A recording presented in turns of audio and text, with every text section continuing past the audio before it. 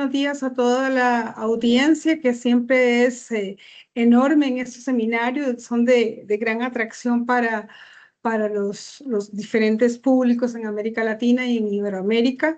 Esta vez contamos con un panel de muy alto nivel, personas que tienen mucha experiencia en todos los temas que vamos a tratar. Sin duda alguna, la compra pública estratégica hoy día se convierte en una vía importante para realizar compras públicas eficientes y eficaces. Parte de los temas que quisiéramos conversar en algún momento en este seminario tiene que ver con cómo promovemos mayores participaciones dentro de los proveedores, dentro de la compra pública estratégica y cómo, por ejemplo, países como o áreas geográficas como Europa hoy día tienen serios problemas para encontrar proveedores y tienden a elegir un proveedor en desmedro de la competencia. Lo que nosotros aquí proponemos más bien es que haya mayor competencia, que se pueda incorporar la pyme, la mujer, y que se pueda ampliar y llegar a diferentes áreas y aspectos de la compra en general. Vamos a empezar con Gabriela Stortoni, espero decir bien el apellido. Gabriela es de Argentina, es abogada de la Universidad Nacional de La Plata, de la Facultad de Ciencias Jurídicas y Sociales, máster en Derecho Administrativo Universal Austral, máster en Administración de Derecho y Economía de los Servicios Públicos, Universidades Carlos III de Madrid, de España, en París, en Nanterre, en Francia, y en El Salvador de Buenos Aires, Argentina. Desde 1920 es directora del máster en abogacía del Estado de la Universidad de 3 de febrero.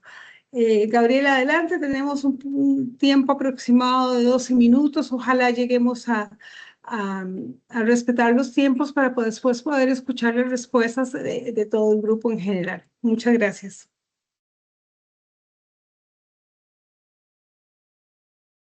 Gabriela, ¿la vemos?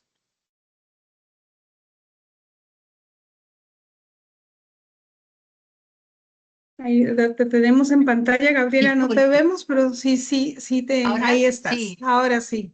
disculpa, tuve un problemita, se congeló la pantalla, le avisaba justo a José, te estaba escuchando, disculpa, acá estoy. No hay problema. Bueno, Adelante. entonces ya puedo arrancar, fantástico. Bueno, yo muy contenta de estar aquí con ustedes, espero que me puedan escuchar bien. Bueno, desde Argentina los saludo, agradezco en particular a los organizadores y de este octavo webinar del Seminario Permanente Iberoamericano de Competencia y Contratación Pública del Instituto de Profesionalización en Competencia y Contratación Pública, que es la primera vez que estoy participando. Agradezco particularmente al profesor Cristian Campos Monge, que me ha invitado, a quien he conocido en Mariñán, y me ha invitado a participar con un directo grupo de colegas. Somos la mayoría femenino hasta ahora, por lo que veo, así que la verdad que una alegría y también una distinción poder estar con ustedes compartiendo algunas ideas. Le pido que me avisen por el tiempo, no me quiero pasar, Sí. a veces uno con el tiempo se puede pasar, así que cualquier cosa me interrumpen. Bueno, nosotros cuando hablamos en Argentina un poco de contratación pública estratégica, a mí me gustaría vincularla a la integridad, ¿sí? Ver qué pasa entre la contratación pública estratégica, la sostenibilidad también y la integridad.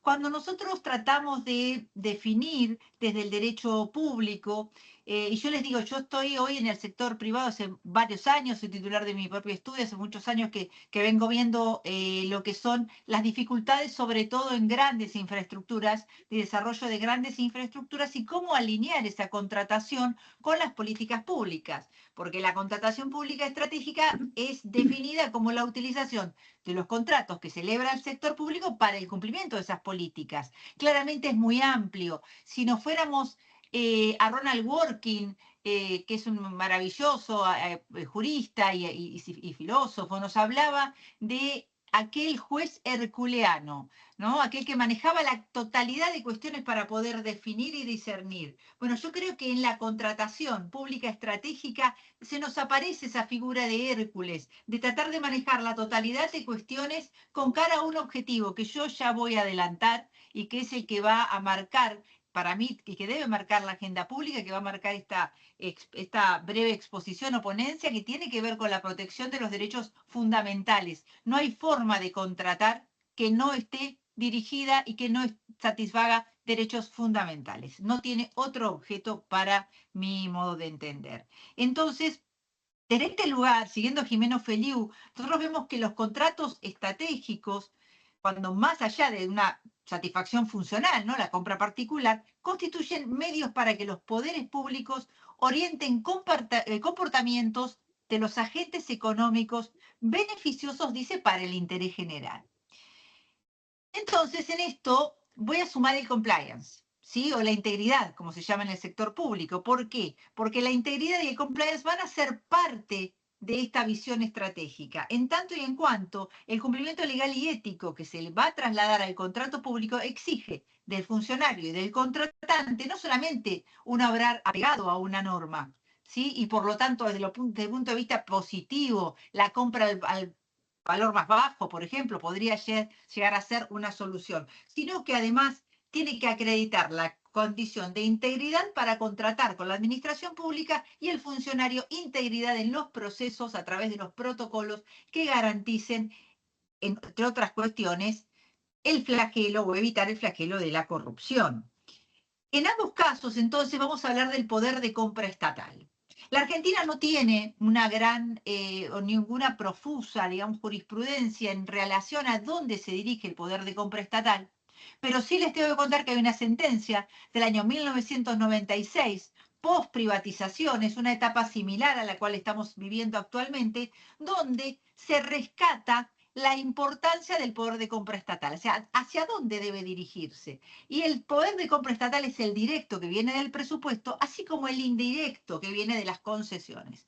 Volveremos sobre esto si es posible para poder indagar hasta dónde llega esa obligación de poder de compra estatal y por qué entonces es tan relevante hablar de contratación pública estratégica, sustentabilidad y a su vez integridad de las compras públicas. Estos, en materia de OCDE, vamos a tener que tanto la contratación sustentable, la estratégica, como también la integridad, son objetivos a cumplir y que se van a estar dentro del principio de balance. Entonces, dentro de esto, yo quiero comentarles algunas cuestiones breves. A partir de diciembre del año 2023 en la República Argentina, estamos frente a un sistema en el cual tanto la sustentabilidad como la estrategia vinculada, de nuevo, a manejar en forma completa las cuestiones que están vinculadas a una decisión administrativa de contratación están en una situación, digamos, de jaque, para decirlo de alguna manera. Los criterios de sustentabilidad se han ido reduciendo. En este sentido, hay diversas capas normativas en las cuales, si bien se han mantenido los programas de integridad, que tienen una base de hard law, ¿sí? Tenemos convenciones que lo establecen, como la Convención contra la Corrupción, el Pacto de San José de Costa Rica, pero por el otro lado, en materia de contrataciones sustentables, contrataciones estratégicas, tenemos normas de soft law.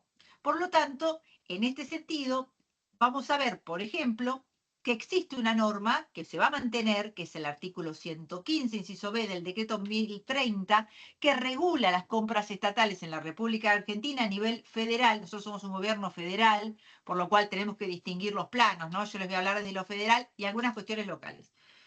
Pero, sin embargo, en ese mismo periodo, ¿sí? Vamos a encontrar que aparecen algunas cuestiones, como por ejemplo la desaparición de la guía de contrataciones sustentables que tenía la Organización Nacional de Contratación, la Organización Nacional de la Oficina, disculpen, Nacional de Contrataciones. Este fue un tema muy importante para nosotros, esta cuestión, porque al desaparecer las reglas y el manual, claramente ha reducido esa ese nivel de validación que tenía anteriormente y por el cual había sido calificada la Oficina Nacional de Contrataciones como un ejemplo para Naciones Unidas.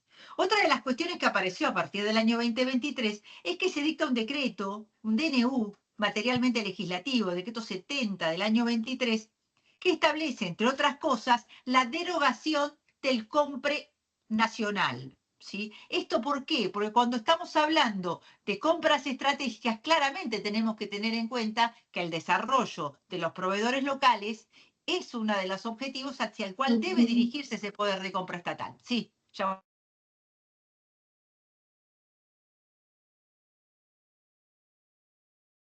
Nos quedamos en freeze. Un momento, veamos a ver si podemos volver con Gabriela.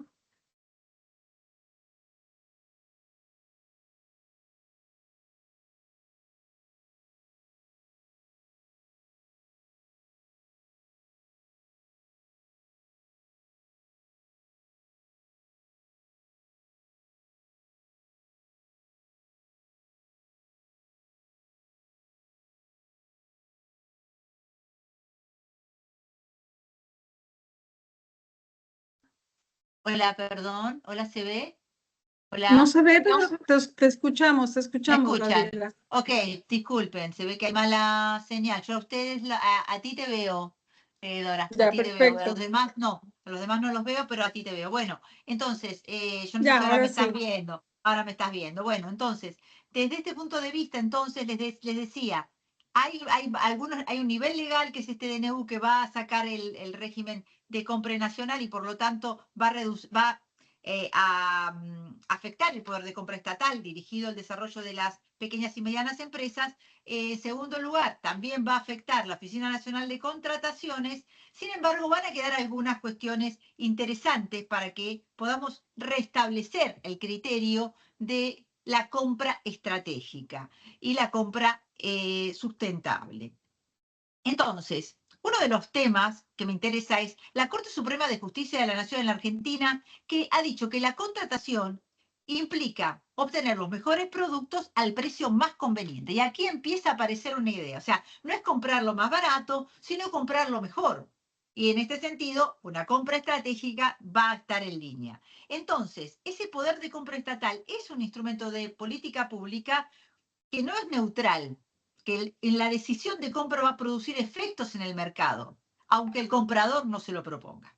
En esta construcción vamos a brevar también de la jurisprudencia internacional, de derecho comparado. Yo no me voy a referir a ella particularmente, pero sí quiero manifestar que ha tenido un peso decisivo el criterio de incorporar en forma no discriminatoria, en forma amplia y sustentable, criterios ambientales, criterios, por ejemplo, de origen renovable de las energías para sostener de mejor modo las políticas públicas. En este sentido, hay una directiva que sí la voy a citar y que me parece importante desde Europa, que es la 24 del 2014, cuyo considerando 47 ha sido explícito. Dice, los poderes públicos deben hacer la mejor utilización estratégica posible de la contratación pública para fomentar la innovación. Los modelos en España y en Italia también nos van a traer algunas leyes, algunas reglas que son interesantes. La incorporación transversal y preceptiva del artículo 1.3 de la Ley 9/2017 de España, en el cual nos trae los criterios sociales y medioambientales. Y en Italia, el Código 2023, que establece la obligatoriedad de los criterios ambientales mínimos, incluyendo también a que no solamente a las contrataciones y compras, sino también a los sistemas de concesiones. Hoy debemos tener en cuenta entonces que hay un criterio de sostenibilidad, resiliencia y Made in Europe que va a estar apareciendo y que va a reforzar esta idea. Ahora bien, desde el punto de vista de la Argentina, les decía, está más fuerte el compliance, la integridad, que los conceptos de compra sostenible, por lo menos desde una visión que te voy a decir es crítica. Estoy en el sector privado, entonces lo estoy mirando también desde ese lugar y espero no tener ninguna cuestión digamos, que se sientan ofendidos quienes están en el sector público, por el contrario, esto es una apuesta para la mejora o para una asistencia desde una humilde opinión. En ese sentido, sabemos que el régimen de compliance surge desde el derecho penal, no desde el derecho administrativo, y tiene que ver con la protección de empresas americanas. Esto fue digamos, frente a flagelos de la corrupción. Nosotros en la República Argentina ya tenemos una ley, ya hace unos cuantos años, es la ley 27401, y esto nos obliga a entrar a través del compliance en estos criterios, en el criterio de compra sustentable y a su vez de compra estratégica. ¿Por qué? Porque la función de cumplimiento, vuelvo a decir, no es solo la ley lo que yo tengo que cumplir, sino también cumplir con los principios. En este sentido, entonces, el anclaje que vamos a tener en el régimen de contrataciones tiene premisas constitucionales, convencionales y de soft law. En las constitucionales, debo decirles que nuestra Constitución, en el artículo 41 y en el artículo 75, va a establecer el derecho a un ambiente sano, los deberes de proveer al progreso de la nación, la cláusula del progreso, vieja cláusula, con justicia social y de equilibrar el desarrollo relativo de las provincias y regiones. A su vez, otra de las cuestiones ya la mencioné, a nivel convencionalidad, sumado en nuestra Constitución, la Convención de Naciones Unidas contra la Corrupción, que nos obliga a las contrataciones con integridad y cumpliendo con la equidad. Tema que no voy a poder desarrollar, pero me parece que es un tema que tenemos que tener en agenda y de incorporación, por lo menos en la República Argentina. Entonces, Estamos en este en sentido, tiempo, Gabriela. ya termino. Entonces, en este sentido, a mí me parece que esta conjunción de estas contrataciones que vemos desde el enfoque estratégico que aparece un poco desdibujado en la República Argentina se puede potenciar con la integridad y con un principio con el cual termino, el principio de buena administración.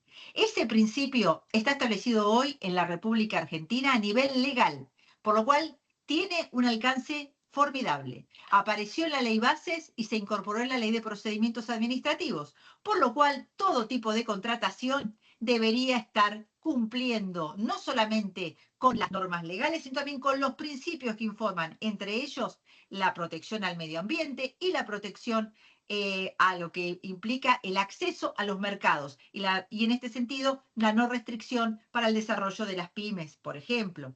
Hay diversas reglas que podemos introducir, pero para terminar, como no me queda más tiempo, estas reglas, que les puedo reenviar luego el escrito, como dice Calamandrei, al respecto, podremos completarlos de una manera u otra. Dice Calamandrei, el crisol de la ley puede completarse con oro o con plomo. No hay fórmulas mágicas. Hay principios, tenemos uno positivado y que nos va a permitir mejorar las compras y las contrataciones en la República Argentina. Y yo estoy segura de que hay funcionarios en nuestro país dispuestos a hacer lo correcto. Muchas gracias. Muchas gracias, Gabriela. Pasamos ahora a Daniela Pavón. Daniela es funcionaria en el Consejo de Magistratura del Poder Judicial de la Nación, donde es subsecretaria administrativa. Gabriela es licenciada en Ciencia Política por la Universidad de Buenos Aires, posee un diploma superior en Control de Gestión Político de la Flaxo y cuenta con especialización en Contratación Pública por la Universidad Austral de Buenos Aires. Daniela, el piso es tuyo. ¿Qué tal? Bueno, un gusto compartir con todo el panel, me siento muy honrada, también es mi primera vez, así que gracias por la invitación. Tomando un poco lo que venía comentando Gabriela, en Argentina ahora estamos en un proceso en donde si bien se venían implementando medidas de sostenibilidad, quizás algunas cuestiones fueron, digamos, en retroceso, pero se pueden recanalizar. Yo voy a hablar un poco más de la parte macro y la importancia, digamos, había mandado una presentación, no sé si la tienen, pero si no, no pasa nada, después se la pueden compartir a los presentes. No sé Ahí si está. o no. Ah, ¿Es está, esa? perfecto. A ver, yo no la veo. Sí, exacto. Bueno, yo mientras voy hablando, así no consumo el tiempo, nada, para mí es importante destacar el valor que tiene la compra pública estratégica. Me parece que hay una evolución, digamos, paradigmática en lo que venía siendo el gasto estatal tradicional a lo que es la contratación pública estratégica. Me parece que desde una visión más burocrática, administrativa y presupuestaria, vamos a una en donde quizás el principal objetivo era comprar lo más barato y dando cumplimiento obviamente a la parte procedimental y minimización del a corto plazo, pasamos a un enfoque en donde quizás el precio no debería ser más importante, sino que nos hacemos cargo, digamos, del poder que tiene el Estado en cuanto a compra pública. Digamos, a nivel mundial, hoy en día representa casi el 15% del PBI, y en algunos países inclusive alcanza un tercio el poder de compra del Estado. Entonces, si lo vemos desde esa perspectiva, se puede transformar en una herramienta muy importante por parte del Estado en cuanto a política pública, siempre y cuando obviamente respete los objetivos que tenga cada gestión. Pero me parece que desde ese punto de vista, el Estado, los compradores públicos, tenemos como, y los funcionarios, tenemos como una responsabilidad de repensar.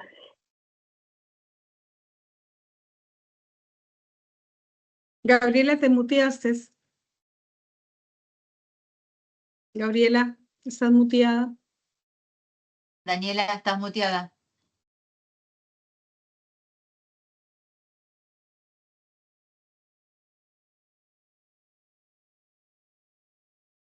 No te oímos. No, a ver.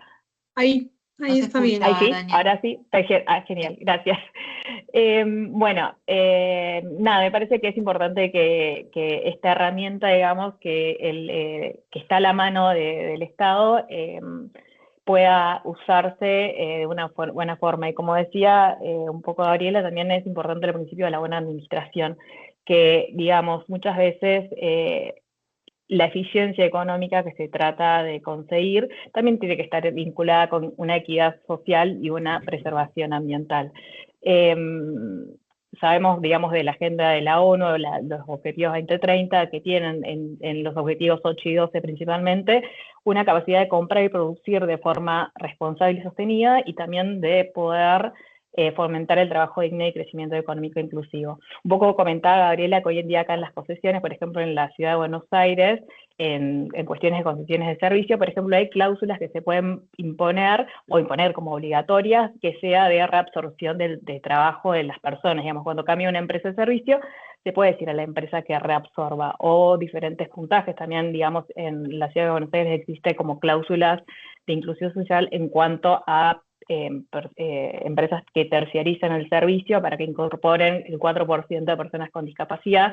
Digo, son elementos que, de acuerdo, siempre y cuando obviamente en eso hay que ver cuáles son los objetivos del Estado, pero siempre se pueden respetar y canalizar estas medidas, y me parece importante también que se desplazan claramente en los pliegos de gases y municiones. Yo entiendo la otra perspectiva, que muchas veces dice, bueno, nosotros siempre nos tenemos que medir por el precio porque es lo más conveniente y lo más barato, pero si nosotros podemos especificar, y siempre y cuando el objeto del contrato esté relacionado con estos requisitos que queremos imponer, me parece que se pueden lograr los consensos básicos entre todos los actores sociales, como para poder transformar y hacer este tipo de medidas sostenibles en el tiempo. Me parece que hay alguien hablando, pero bueno, no. Sigo. En este sentido, bueno, un poco creo que el Estado tiene que salir como de ese rol más pasivo de comprador a pasar a ser un consumidor más consciente, inclusive fomentando por zonas. O sea, acá nosotros tenemos, como decía Gabriela, también diferentes jerarquías, o tenemos en nación, provincia y municipio, pero quizás las provincias muchas veces pueden hacer licitaciones que fomentan determinados productos por zona, o fraccionando los renglones, a medida que también diferentes productores que quizás no puedan contratar generalmente con el Estado se encuentren capacitados para hacerlo, haciendo los requerimientos, digamos, en cuanto a cantidades un poco menores. En este sentido también me parece muy importante el plan que se pueda elaborar, o sea, los planes de compras que se elaboren por parte del Estado, porque eso le da una información tanto a la ciudad en general como medida de transparencia, como a los que quieren ser oferentes del Estado, poder prever las compras que va a hacer el Estado como para poder presentarse y poder competir con los quizás oferentes tradicionales que tiene el Estado. Nosotros muchas veces vemos acá que las empresas por ahí siempre son las mismas o no cambian tanto, entonces me parece que si queremos abrir la competencia y que haya más competidores también, porque me parece que cuando hay más competidores se puede llegar a encontrar inclusive un mejor servicio, un mejor valor y que termine un mejor bien para el Estado, me parece importante este tipo de objetivos para que incorpore el Estado, ¿no? Por otro lado, me parece que también los funcionarios muchas veces tienen miedo quizás a incorporar este tipo de cláusulas, o sea, o los compradores públicos, por el temor a que sean recurridos. O sea, lo que menos uno quiere desde el lado del Estado es que una licitación esté desierta o fracase. Entonces ahí me parece que también es importante la capacitación por parte de todos los funcionarios públicos a efectos de que podamos incluir estas cláusulas que no sean recurridas, que siempre, o sea, me parece que ahí hay recomendaciones que inclusive a nivel internacional la OCDE hace que se respeten de manera estricta, por ejemplo, el principio de vinculación con el objeto del contrato, que las exigencias que pongamos, digamos, tengan principio de proporcionalidad, razonabilidad, de transparencia, y que cada pedido también que haga el Estado sea lógico y justo y que esté directamente conectado con la prestación que vamos a licitar. Mientras se cumplan estas exigencias y que esté debidamente fundamentado, me parece que ese temor o riesgo, y que inclusive en la práctica se va a ir aminorando, ¿no? Porque ahí quizás muchas veces la experiencia, mi corta experiencia me dice que también el funcionario cuando decide un producto que no es el del menor valor, muchas veces teme decir, digamos, bueno, estaré haciendo bien o no, como que hay un enfoque tradicional que siempre vamos a ese precio, ¿no? Que sea lo más barato posible en la adquisición. En ese sentido también el análisis de costo, digamos, de la vida, el costo del producto me parece importante, porque muchas veces quizás la diferencia sustancial entre por ejemplo, voy a un análisis, un ejemplo, el Estado quiere comprar autos, una flota de automóviles, y de repente simplemente hay un 15% entre una oferta y una segunda oferta, me parece que quizás lo que hacemos todos es ir a la de menor oferta, pero quizás si se hace un análisis del costo de vida útil que puede tener ese producto, uno consume menos, quizás menos combustible, quizás tiene más durabilidad, los repuestos están más baratos, entonces me parece que este tipo de análisis como más innovadores o que haya diferentes grillas de ponderación, digamos, encontrando ya sea también la economía circular, digamos, que sean reciclables, bueno, todo depende, ¿no?, del objeto, pero me parece importante que tratemos de enfocarnos en nuevo tipo de análisis del objeto de contratación en particular. Por otro lado, también me parece importante que la dimensión, digamos, nosotros cuando tratamos el tema de la inclusión, como le decía antes, ¿no? Acá en Ciudad Autónoma de Buenos Aires hay diferentes medidas de inclusión, por ejemplo, con diferentes cláusulas. Esto también se puede dar con la parte de mujeres, que también hay un sello de mujeres que se pondere, digamos, en caso de empate, por ahí muchas veces se trata la preferencia de alguna forma a empresas que incluyan una determinada proporción de inclusión laboral del rubro femenino. Este tipo de medidas, me parece siempre que cuando respete la política de Estado, hace una mejor economía, y en este sentido también me parece importante el control que se haga a posteriori de esta política pública, para también saber la efectividad que nosotros tenemos. Digo, eso es importante en toda política pública, pero en cuanto a compras públicas, me parece que también con este tipo de análisis, cada vez que digamos, vayan abundando más, espero, este tipo de compra estratégica, creo que vamos a ir valorando más esta herramienta para poder ver el impacto real que puede llegar a tener como palanca, digamos, del Estado en cuanto ya sea dinamizador de la economía, inclusión social y también como sostenibilidad del ambiente. Daniela, estamos en tiempo. Sí. Ok. Bueno, nada, un poco redondando, me parece que siempre que tengamos en cuenta, digamos, el que se logren los consensos o los actores, entiendo que es muy difícil cambiar de una visión tradicional a una compra estratégica, pero me parece que siempre que pongamos las reglas claras, se explique, muchas veces a veces está en discusión también la capacitación que podamos dar desde el Estado a los oferentes para que ellos se incluyan y se animen a participar. Me parece que se van a ir mejorando y como Estado podemos lograr mejor competencia, mejor bien y mejores precios. Gracias. Bien, muchas gracias. Muchas gracias, Daniela. Seguiríamos entonces con César Ularte. No sé si lo tenemos en el grupo. César. ¿Cómo están? Hola, mucho gusto. Aquí escucha? está César. Sí, perfecto, César. Buenos días. Buenos días, ¿cómo les va?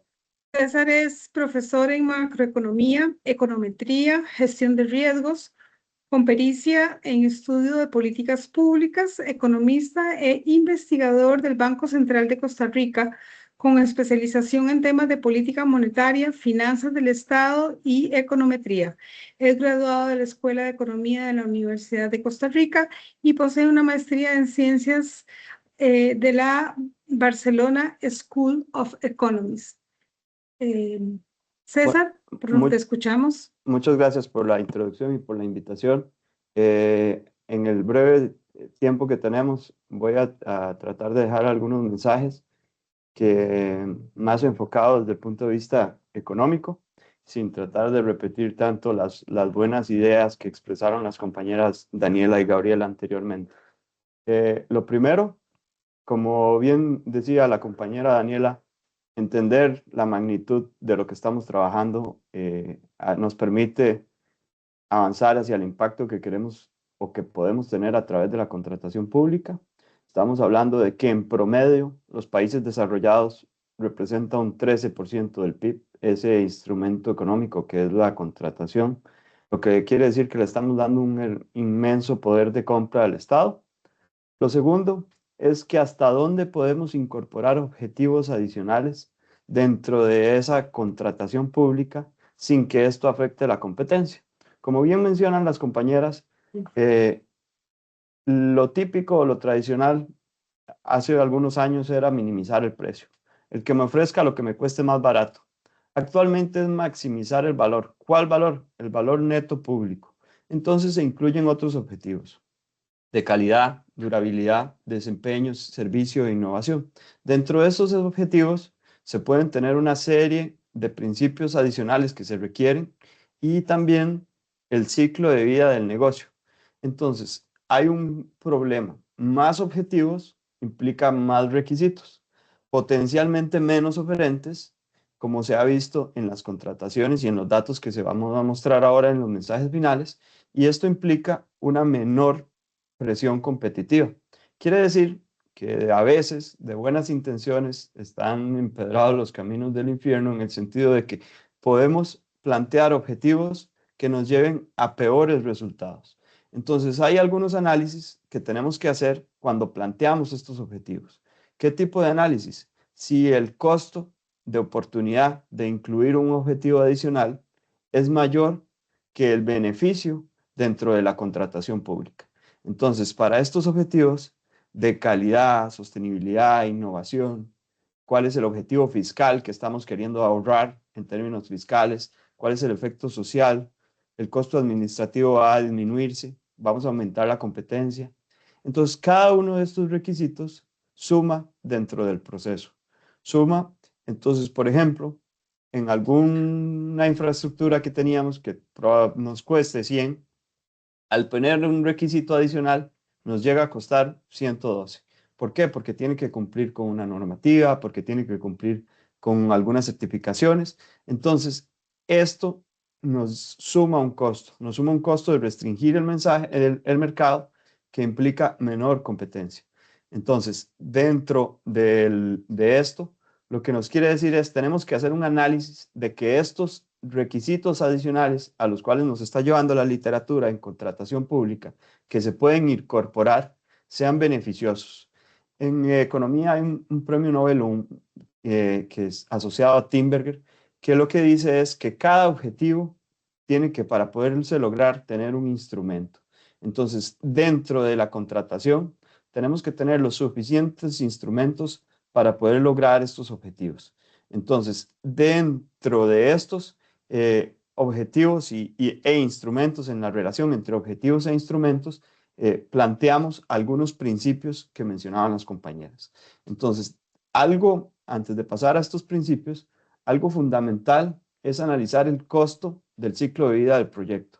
No solo cuál es la contratación actual y la implementación, sino cuál es el mantenimiento de la obra, cuál va a ser el consumo energético o todos los otros requisitos que queremos asociar. Dentro de esos principios, el primero es la adicionalidad. Entonces, no todo se resuelve con contratación pública. El Estado tiene una serie de instrumentos de los que estaba hablando de esos objetivos. El Estado tiene la regulación, tiene impuestos, tiene subsidios, tiene estándares que impone, tiene mercados de carbono, tiene inversión pública y está la contratación pública. Entonces, para incluir un requisito dentro de la contratación pública es porque primero analizamos que dentro del resto de instrumentos que tiene el Estado para lograr el objetivo no está involucrado, que hay un fallo de mercado. Entonces, cuando vamos a añadir un objetivo nuevo es porque cumplimos y hacemos ese check. Entonces, tenemos que pensar en una razón para introducir dentro de la compra pública ese requisito adicional, porque ese requisito adicional, como lo vemos, restringe la cantidad de participantes y nos genera un costo adicional. También tenemos el principio de proporcionalidad. Este es un requisito estratégico, que a veces es una idea sencilla. Los requisitos de participación e información solicitada, la complejidad, tiene que ser proporcional al tamaño y naturaleza de un contrato. Entonces, un contrato pequeño tiene que tener requisitos asociados a ese contrato pequeño para que podamos tener empresas pequeñas y medianas que participen. También es exigir algunas, por ejemplo, exigir 5 años de experiencia en determinados niveles de facturación, certificaciones internacionales y demás. Esto nos aumenta la calidad, pero también hace que se restrinja la participación. Para contratos grandes, esto quiere decir que los que podrían llegar a participar son cada vez menos oferentes y eso hace que se fomente la colusión dentro de un mercado. Entonces, tenemos ese segundo principio y el tercero de neutralidad lo que nos dice es, conviene formular los requisitos cuando sea posible en términos de los resultados o el desempeño.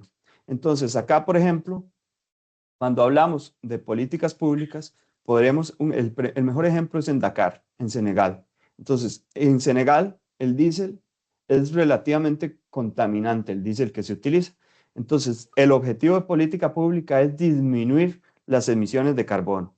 Entonces, en la licitación y en los pliegos se indica que se va a disminuir, que se requiere que con la instalación del servicio público se disminuya las emisiones de dióxido de carbono. Entonces se fija el resultado como el objetivo y se deja la licitación abierta para que se decida cómo se haga. Entonces no se dice a través de buses eléctricos, a través de buses de hidrógeno. Los mismos oferentes se dan cuenta que para cumplir Euro 5, que es la normativa que está poniendo el pliego en Dakar, en Senegal, y tener una neutralidad, al final de cuentas lo que les parece más rentable es hacer una inversión en buses eléctricos y se estabilizan o se presentan los buses eléctricos. Entonces este ejemplo nos sirve para decir, ok, dentro de los pliegos que diseñamos tenemos que ser lo suficientemente flexibles que lo que queremos es lograr un objetivo y dejar que el mercado nos indique cómo lograr ese objetivo, no fijar una tecnología específica, una marca específica que llegue a determinar que solo pocos participantes puedan actuar en detrimento de la competencia. La contestabilidad. Antes de incorporar un criterio estratégico, también hay que preguntarse cuántos proveedores pueden cumplirlo. Entonces, parte de los mensajes principales que me gustaría transmitir es para los que formulan políticas públicas y procesos de contratación a través de estas, tienen que conocer al mercado. Entonces, es un va y viene con el mercado. Entonces, se formula cuál es el objetivo de lo que se quiere y se entiende en qué mercado se está ofertando lo que se quiere.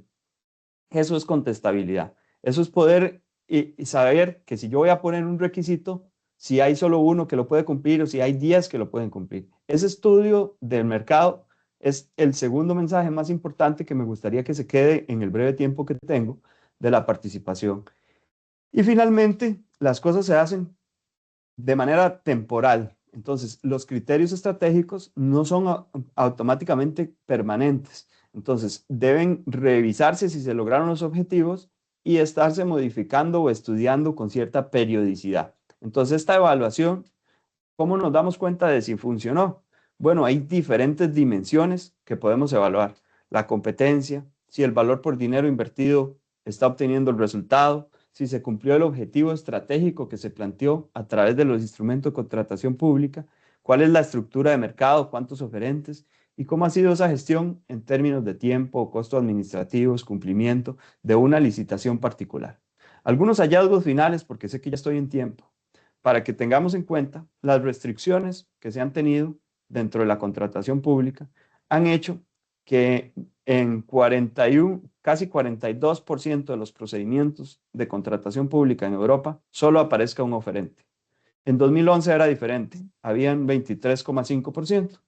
El segundo mensaje, que es en el caso de Costa Rica, un documento específico que plantea la OCDE, es vaya y venga, conozca el mercado, entienda qué tipo de licitación va a ser y los requisitos que va a plantear. Y finalmente, en una época de mayor incertidumbre, como la que vivimos actualmente, se está utilizando políticas industriales y de competencia dentro de la contratación pública. Entonces, se puede querer cumplir objetivos de política industrial, en donde se fomente una industria nacional, la generación del empleo local, participación de pymes, o para el desarrollo de un bien estratégico, asegurar su cadena de suministro, las dependencias, o bien una tecnología verde. Esto se asocia cada vez más a la incertidumbre que vive el mundo, a la incertidumbre geopolítica y de precios. Entonces, eso tenemos que tenerlo en cuenta a la hora de diseñar una contratación sin que nos afecte la competencia. Estos son como los mensajes finales que tengo para compartir. Y creo que lo hice en tiempo. Sí, en 2 minutos tienes todavía, si quieres utilizarlos. No, ¿Vamos? estamos, sí. Muy bien, muchas gracias, César. Partimos ahora finalmente con Ania Vega. Ania Vega es de Costa Rica, es politóloga, máster en administración pública y consultora internacional.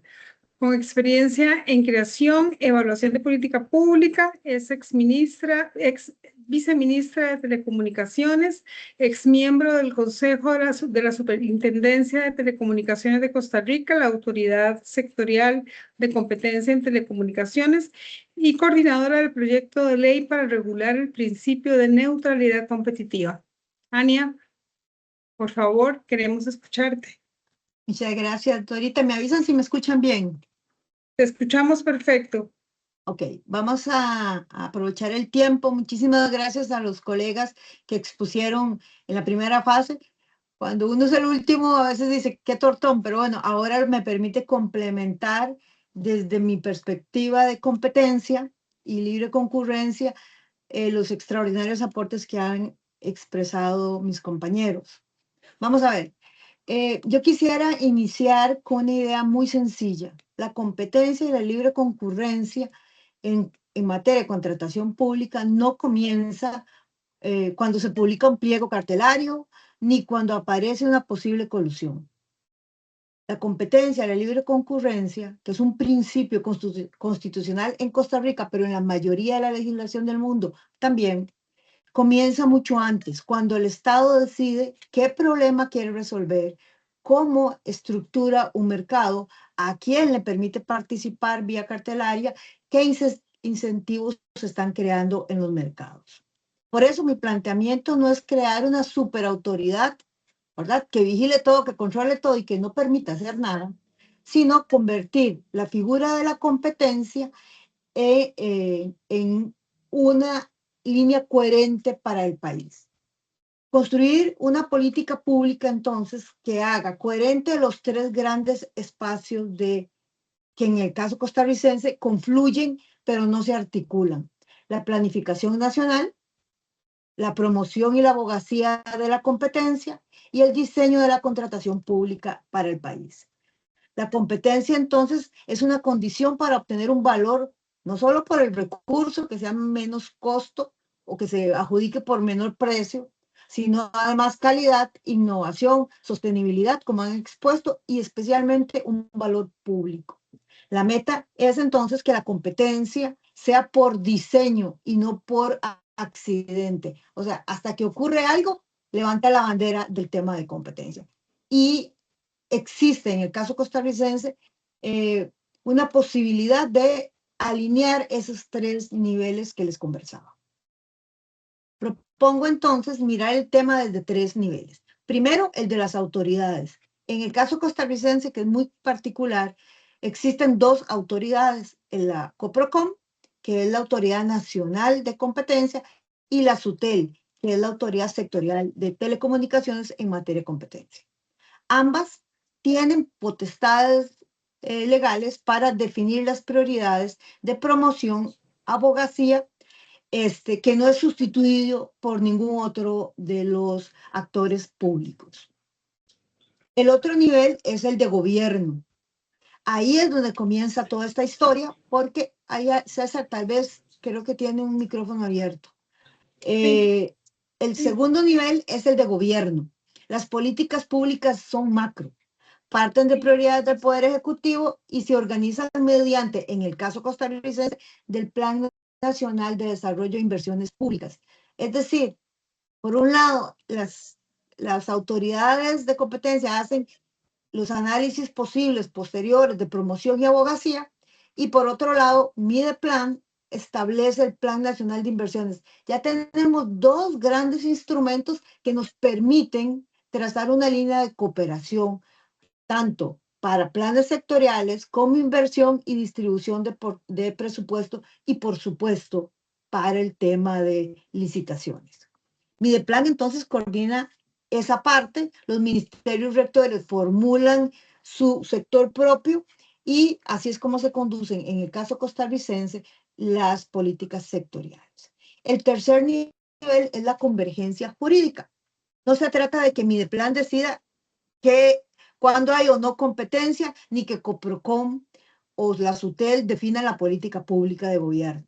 Se trata de evitar que una política industrial, sectorial, regulatoria o una compra pública cierre mercados, discrimine entre operadores o agentes económicos públicos y privados y eleve innecesariamente barreras de entrada desde el punto de vista de competencia, pero también costos, ¿verdad? Y ahí es cuando se presentan a veces en carteles solo un oferente. En esa línea, entonces, en Costa Rica, por ejemplo, tenemos legislación vasta en la ley 9736. La importancia de esta ley, que viene de la reformulación de las autoridades de competencia, no solamente es administrativa, porque permite que las autoridades emitan opiniones opiniones sobre agendas, pueda definir objetivos, instrumentos de promoción, las capacitaciones que hablaba Daniela, establecer prioridades de qué mercados hay que analizar primero para establecer si están en competencia, y con esos informes las otras autoridades poder tener estudios de mercado mucho más rigurosos y coordinar con otras instituciones relevantes como la Contraloría General de la República. Adicionalmente, se permite emitir opiniones de leyes, reglamentos, actos administrativos y también de pliegos cartelarios, ¿verdad? Y de pliegos de contratación. Eso es importante. No son vinculantes, pero sí les darían un instrumento importante, tanto a las autoridades que tienen que hacer estudios de mercado como a la Contraloría General de la República. Entonces, desde un punto de vista jurídico esencial, el plan de la promoción de la abogacía no es un reglamento, sino que es un orientador, establece prioridades, recomienda y genera evidencia para los otros actores públicos. Y sus resoluciones son dictadas con el procedimiento estrictamente de competencia y producen efectos vinculantes solo si entran en investigación en casos, digamos, ya complejos.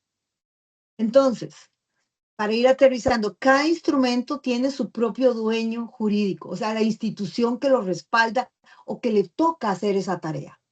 En Costa Rica, entonces, volvemos. El plan de inversión, que son las contrataciones públicas, en su mayoría, es el marco orientador del gobierno. Ahí tenemos a Mideplan, retomando. No se convierte en la autoridad de competencia, sí, pero sí puede tener el suministro de análisis por la vía de Coprocom de los estudios de mercado, de las condiciones de los mercados. Y eso permite, por supuesto, tener decisiones técnicas mucho más respaldadas. Por otro lado, repito, Coprocom y Sutel, cada uno en su trinchera, pueden establecer una relación sobre los estudios de mercado prioritarios en ese plan de inversión, para que esos estudios de mercado puedan coadyuvar a la institucionalidad. Y aquí tenemos otra institución clave. La autoridad de contratación pública, en el caso costarricense, está en el Ministerio de Hacienda. Entonces, ese otro actor tendría este nivel de insumos que le permitiría, por supuesto, valorar este tipo de temas de contratación, especialmente cuando una institución pública, en el caso costarricense, se le permite contratar en forma directa por ser ente público. Esa figura que en este momento en el país está siendo analizada, me parece que podemos nutrirla y fortalecerla con una combinación de una alianza más especializada entre las autoridades que ya existen. No inventemos lo que no necesitamos, aprovechemos la institucionalidad y los marcos jurídicos que ya tenemos. ¿Qué es lo que se espera entonces? Una agenda común, pero con decisiones separadas. La propuesta concreta es una agenda nacional de mercados competitivos. Pongámosle plazos. En Costa Rica son quinquenios, 27, 30 por cada gobierno o por cada una de las instituciones. Los planes sectoriales son de 5 o 6 años. Entonces, pensemos como en esas líneas para el caso costarricense. El anclaje gubernamental sería el resultado transversal del plan de inversiones, que ya de por sí todas las instituciones lo levantan para 6 años. Y ya sabemos cuáles mercados entonces van a ser a los que van a recurrir. Ya sabemos hacia dónde va la plata pública. Entonces, usemos los instrumentos que existen. Eso nos mejora la competencia, la neutralidad competitiva y la participación posible de nuevos oferentes. El anclaje técnico, pues lo tiene la Coprocom y la Sutel. ¿Por qué? Porque desde ahí se emiten diagnósticos, estudios de mercado, se priorizan horizontes, metodologías de evaluación competitivas e indicadores. Ese es un enorme instrumento que colaboraría con el mejor uso de los recursos públicos, sin majar o estropear la independencia de cada una de las autoridades. Hay un marco común entre estos dos actores, que es la coordinación sin subordinación. Súper importante porque son autoridades de competencia que tienen total autonomía, pero eso no significa que desde la abogacía no puedan coordinar.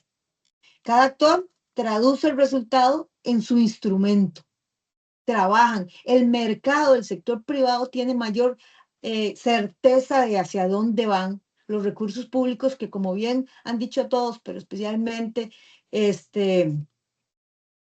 nuestro compañero César, es un nivel de presupuesto muy importante para la contratación pública de todos los países. Entonces tendríamos una autoridad de contratación pública que con el Plan Nacional de Compras Públicas, los modelos, el sistema de SICOP, que es el sistema de trazabilidad de las licitaciones, tendría para esos estudios de mercado un insumo bastante interesante. Voy avanzando, me quedan 10 minutos.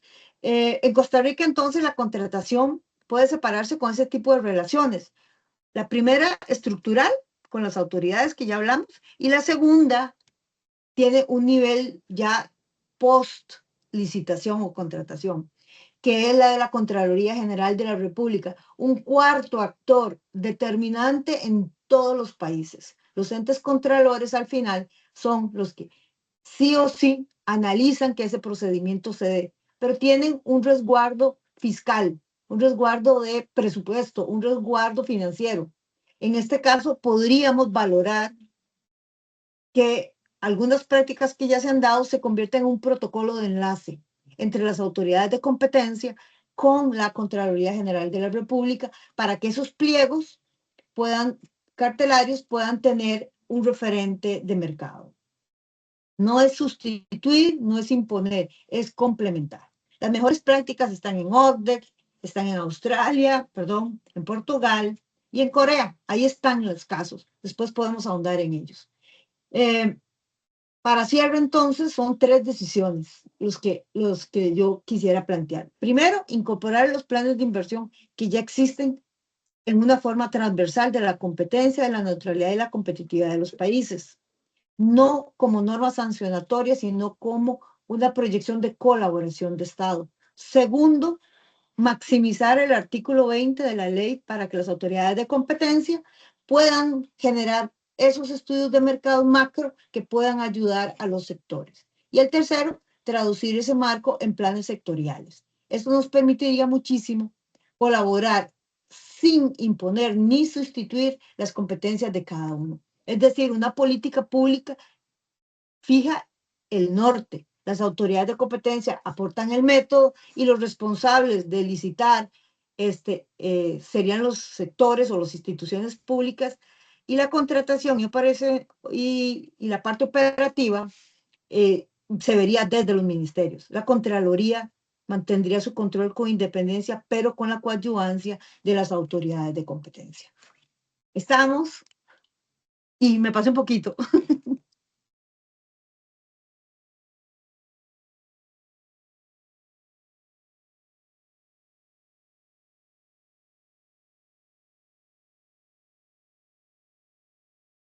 Muchas gracias a todos los participantes. Ha sido muy interesante las propuestas que han tenido los diferentes países, pero como podemos ver, efectivamente hay temas que nos atraviesan a todos y que finalmente en este tipo de escenarios podemos levantar contactos y poder pedir más información a todos los que vayan más avanzados, inclusive, o incluir dentro de sus políticas temas que no se hayan incluido. Yo creo que esa es la riqueza de espacios como estos. Vamos a pasar a la ronda de preguntas y como Jania fue la última, vamos a ponerla de primera. Entonces te tenemos 2 preguntas.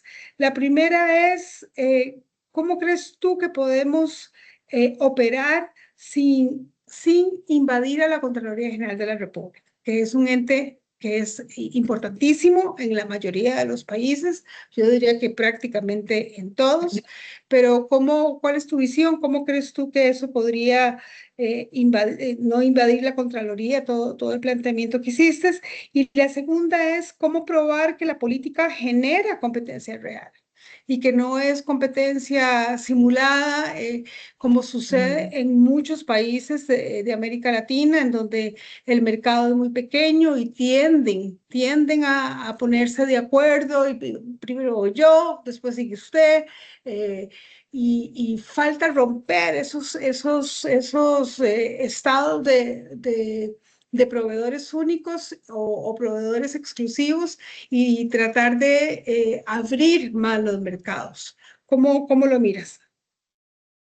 Bueno, en el caso costarricense, la legislación permite que las autoridades de competencia puedan, por medio del instrumento de la abogacía, pronunciarse sobre pliegos cartelarios, ¿ok? Ya tenemos antecedentes en el país. Actualmente hay una discusión nacional con respecto a un criterio que emitió la SUTEL. Yo no era miembro en ese momento, pero emitió un criterio respecto a un posible problema de competencia de un operador público con relación a el suministro de servicios a una entidad pública, porque eso se hace por ley, con la posibilidad de hacerlo con contratación directa, ni siquiera va a licitación. Entonces, esa discusión la tiene en este momento el país.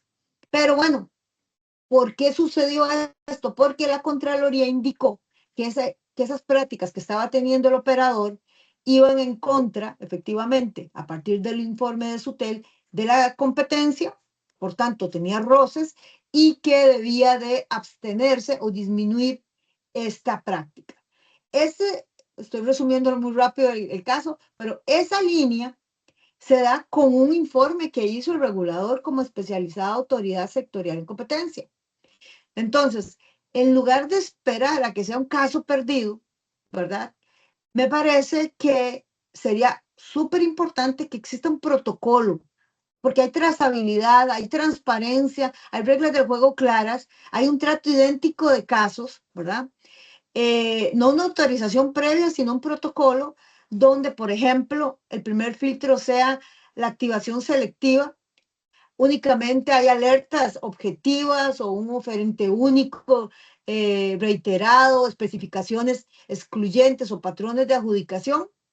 Cuando tenemos esos casos, que entonces se active este protocolo y que sean de contrataciones bastante importantes porcentualmente del PIB. El segundo puede ser carriles distintos, ya sea que la autoridad o la dirección de contratación revisen el diseño y le consulten, porque la ley le permite a la administración pública consultarle a las autoridades para que aporten un análisis competitivo. Y por último, por supuesto, entonces, con esos documentos ya el expediente sube a la Contraloría con la información que puede considerar adicionalmente. Pero también el tercero es la trazabilidad, que ahí tendríamos la posibilidad entonces de que en caso de licitaciones súper importantes por su peso económico, porque hay pocos oferentes, porque hay una reiteración en el mercado de un único ofertante, entonces se pueda activar desde la Contraloría a los órganos para que coadyuven técnicamente, no vinculante, no sustituyendo, sino simplemente colaborando con esa parte de competencia. Entonces, si hay un protocolo, Dorita, podríamos valorar que sí hay claridad de en qué condiciones se activaría, más allá de las que ya potencia la ley, la Contraloría para activar esta solicitud de estudio técnico, como una colaboración de órganos técnicos neutrales, ¿verdad? Como lo son y son autónomos adicionalmente. En el segundo, que ese es como la promesa de todos los que hemos trabajado en materia de mercados, competencia y proveedores, que es que la política sí genere una competencia real, ¿verdad? La política pública. Yo creo que no se debe de medir ni por número de reuniones, ni número de capacitaciones, ni de opiniones o informes, ¿verdad? Sino porque existe una evidencia de que el mercado está cambiando. ¿A qué me refiero en esto? Por ejemplo, indicadores que veamos en el SICOP, como pasó en Europa, que pasaron de un único proveedor a varios hasta llegar a un número que genere una importante competencia. Eso significa que tenemos que ver bien los indicadores y lo que se están poniendo en los carteles para no excluir. Y tener una tendencia a nuevos proveedores, eliminando cláusulas que son barreras. César hablaba de los 5 años, casi en Costa Rica yo creo que a todo el mundo le piden tener experiencia de 5 años, de 10 años y demás. Si no hay un análisis que fundamente ese dato de cuántos años son los que se requieren para cada tipo de mercado, eso se convierte en una barrera. Y es una barrera que excluye, ¿verdad? La posibilidad de participación en el mercado. Entonces, partiendo de eso, Corea es un ejemplo que nos puede servir, donde hay alertas estadísticas, donde hay, que eso sirve para analizar. En el caso costarricense, por ejemplo, las autoridades en competencia tienen la obligación legal de promover la competencia, ¿verdad? Por diferentes instrumentos que tiene. Entonces, si hay una alerta en donde un mercado no se mueve y que hay solo un licitante o que hay mucho poder de concentración, pues por ahí pueden entrar las autoridades de competencia, la nacional o la sectorial. Entonces, es moviendo al mercado y evidenciándolo, no solo con números de reuniones o de pronunciamientos, Dora, como se podría hacer una competencia real. Perfecto. Muchas gracias. Ahora tengo algunas preguntas para Gabriela. Gabriela, ¿cómo se sostiene el criterio de contratación estratégica en un contexto de restricción fiscal? ¿No tendría que ser como un lujo? Más bien, ¿quién tendría la legitimación para exigir judicialmente la inclusión de un criterio estratégico? Ok, bueno, en España, ¿me escuchan bien allí? Sí, Sí, ¿se sí, escucha? perfecto. Gracias, genial, porque tuve que cambiar a mi celular, así estoy con mejor conexión. En el ámbito español hay una interesante discusión, ¿no? Que quienes no la hayan escuchado, yo los invito, y que tiene que ver con una discusión entre Jimeno Feriú y Rivero Ortega, discusiones de académicos, y justamente apunta a esta cuestión. Si no es más caro cuando tengo que buscar este tipo de contrataciones que requieren mayor tipo de trabajo, mayor cantidad de protocolos, mayor cantidad de información, que aquellas por las cuales defino por el precio. Si estos dos grandes genios del derecho administrativo iberoamericano tienen distintas posturas, imagínense si para nosotros no existen.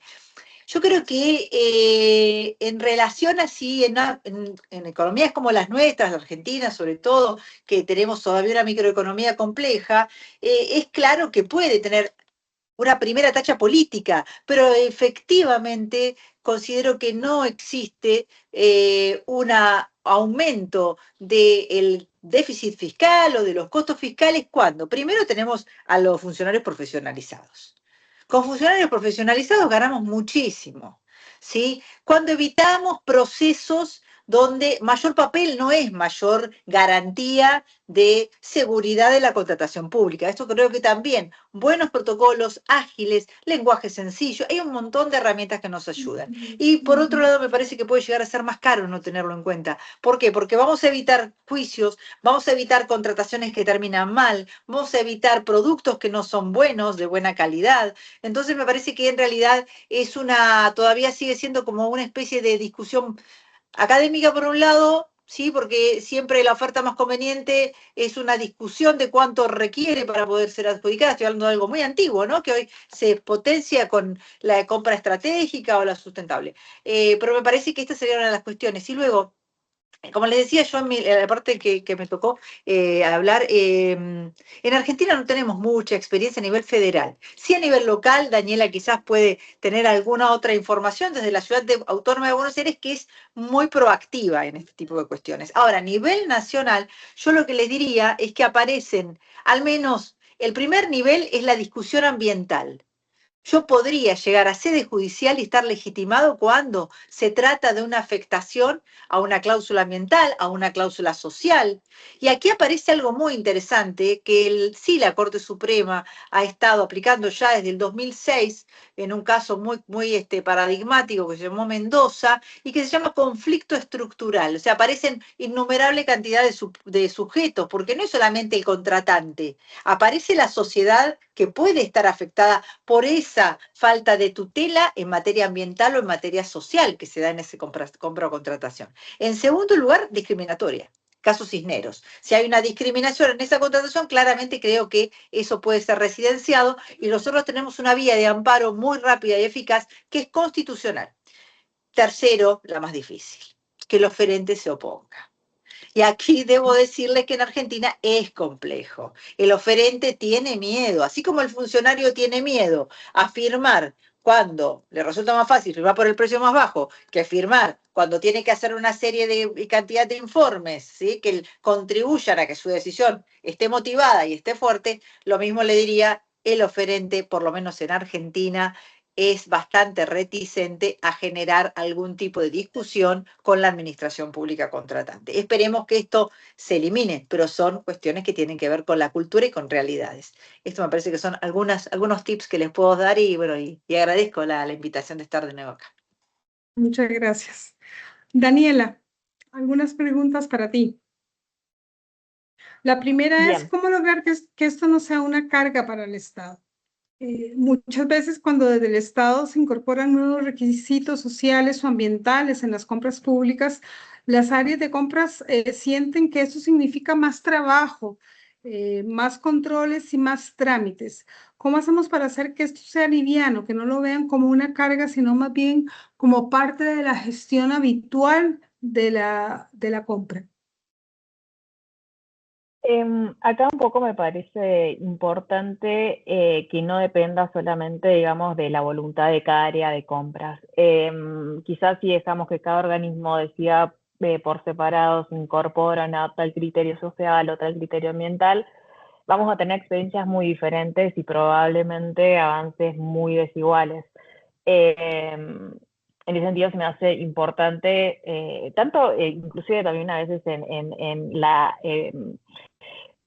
compartir información que ya posee el Estado a nivel general, sería, creo, uno, garantizaría más transparencia en cuanto a las contrataciones que hace el Estado, pero otro haría más fácil el desempeño de los funcionarios públicos, es decir, que está haciendo otra área y que sea, digamos, transversal, digo, como política pública, que obviamente participe en las áreas de contratación, pero también participe en aquellas áreas que vamos a involucrar, como la presupuestaria, como ambiente, como desarrollo. Me parecía muy importante también lo que señalaba nuestro compañero respecto al estudio de mercado que se debe hacer. O sea, no podemos imponer requisitos si no sabemos si hay un proveedor allá afuera que pueda responder a ese requisito. Si no, la verdad es que obviamente estamos costumbrando a más trabas burocráticas, a, digamos, a ese tipo de juzgamiento que se hace respecto a quizás estas exigencias que se agregan en el pliego. Entonces, bueno, nada, es un poco, me parece que el fin, más allá de agregar requisitos, es estandarizar y simplificar estos procesos. Que sea tanto más fácil para el oferente como para el comprador público a implementar estas medidas, ¿no? En ese sentido, siempre es como responder más allá que la herramienta que queramos imponer o el requisito que exijamos, que no siempre haya que responder, bueno, ¿cómo hago esto? Sino que tenemos que tratar de que se integre a la gestión como un procedimiento estandarizado, digamos, no como algo en particular. El otro día veía que quizás en la Unión Europea hay manuales que están haciendo, digamos, para, nada, en este sentido, qué cláusulas, por ejemplo, no son recurridas, entonces te hacen un manual para que vos lo leas y directamente lo puedas agregar al pliego, como cosas estandarizadas que sea fácil de implementar para las diferentes dependencias. Esa me parece una buena idea, ¿no?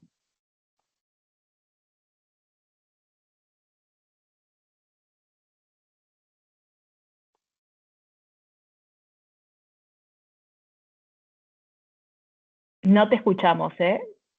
O yo no escucho. Perdón, me había automoteado. César, ¿estás por ahí? Sí, acá estoy. Aquí estás. Hay una pregunta en el chat de Pablo Andrés Cordero Méndez que dice, don César, desde el punto de vista de aterrizar, medir y dar seguimiento de los resultados de la compra pública estratégica, ¿cómo se puede tangibilizar o si se quiere monetizar dichos resultados? Sí, ¿qué mide lo que me está escuchando? Sí, sí. Ok, lo que mide un economista, digamos, en ese tipo de situaciones, números de oferentes, oferentes potenciales, concentración, entrada de nuevos proveedores, porcentaje de licitaciones que tienen un oferente único, la participación de pymes, diferencia entre presupuesto, ofertas y precio adjudicado, participación general y de pymes, que creo que ya lo mencioné, diferencia en el costo del ciclo de vida del proyecto, que es un poco complementario a la respuesta que acaba de dar la compañera Daniela, aparte de la parte fiscal, de cuánto es lo más caro en el momento en que se implementa el proyecto, es cuánto es lo más rentable del valor que maximiza la sociedad de todo el ciclo de vida del proyecto, el grado de cumplimiento de los otros objetivos que se impongan, puede ser un objetivo ambiental, social o de innovación, los costos administrativos, cuántos son para los compradores y para los oferentes, la frecuencia de las excepciones que se tienen que estar haciendo en algunas ocasiones, contrataciones directas o procedimientos fallidos, entonces cuántos de estos están dando, simplemente por mencionar algunos de los ejemplos para aterrizar un poco lo que el compañero solicita. Perfecto. Bueno, yo creo que Tenemos un último comentario del señor René Ortiz, es una persona que está dentro del foro, y dice, y la pregunta es abierta para quien quiera responderla, ya como última respuesta. Dice, si existen múltiples vectores, son como elementos en una evaluación que deben considerarse para la eficiencia y la efectividad de la compra. Cada uno es un componente que debe tomarse en cuenta para que el objetivo de la compra esté en punto de equilibrio con el presupuesto. Por ejemplo, en los sectores de salud es necesario conocer estadísticas nosocomial, patológicas, estacionarias, proyectos de inversión, recaudación institucional. En el caso de las autónomas, efectividad de los elementos clínicos versus su precio. Lo anterior en detrimento de otros de menor precio, pero con menores tasa de efectividad. Elementos contractuales como garantías, vida útil, tiempo de entrega. La cantidad de elementos que podemos configurar en una ecuación suman valor para alcanzar un punto de equilibrio. ¿Alguien que quiera hacer algún comentario? Ania. Sí, pero hay que tener mucho cuidado de duplicar, de triplicar al Estado, a los informes, y más bien mi ponencia, que vengo desde mi plan y terminé siendo reguladora y ahora consultora, es aprovechemos lo que ya existe, no dupliquemos esfuerzos, prioricemos en el Estado dónde se necesita la plata, dónde está el mercado que puede cubrirlo, cubrámoslo, pero tengamos la mejor información sin duplicar lo que ya existe. Eso me parece que es trascendental. Vectores existen, multiplicidad de instituciones que intervienen también durante todo un proceso de licitación. Comienzo con la planificación y termino con la adjudicación, pero nunca duplicar lo que ya existe. Bien, ¿alguien más quiere opinar? ¿No? Bueno, con eso estaríamos cerrando. ¿Gabriela? ¿No? Está bien. Clarísimo, clarísimo. ¿Qué agregar? Fue fantástico lo que dijo la doctora. Perfecto. Muchas gracias a todos ustedes, gracias por su tiempo, su disposición de compartir los conocimientos. Yo creo que aquí hay mucha experiencia que podemos recolectar y poder no replicar errores o tomar ideas buenas y poderlas implementar. Así que agradecerles a cada una de ustedes. Este es un foro prácticamente femenino, a excepción de César, así que también muy potente el que estemos trabajando en estos temas muchas veces. Muy agradable poder compartir con ustedes la mañana de hoy y con César, por supuesto. Así que muchas gracias. Tenemos 482 participantes en este foro, así que hay mucha gente que nos ha escuchado y bueno, el seminario queda disponible, entiendo yo, en YouTube, así que para que lo puedan repetir y lo puedan ver. Gracias, Ania, gracias, Daniela, gracias, Gabriela, y gracias, César, por todo lo que han expresado y compartido la mañana. Muchas gracias. Muchas gracias a ustedes, a todos. Buen día. Buen día a todos. Buenos días. Muchas gracias. Buenos días.